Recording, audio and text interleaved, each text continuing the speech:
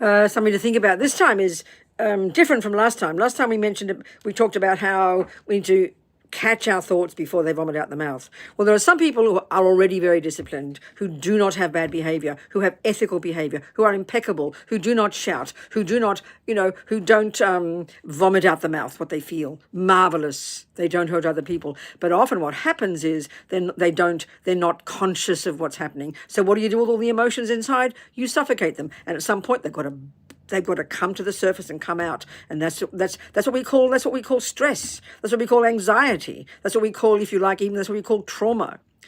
Our inability to deal with something when it happened, but because you've got disciplined behavior, you don't cry and scream. It goes inside. You bury it. You have discipline, but you bury it. This is a disaster.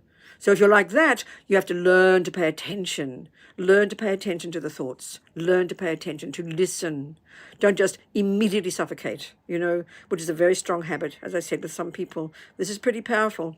So we have to know the kind of person we are. We have to know which technique to use.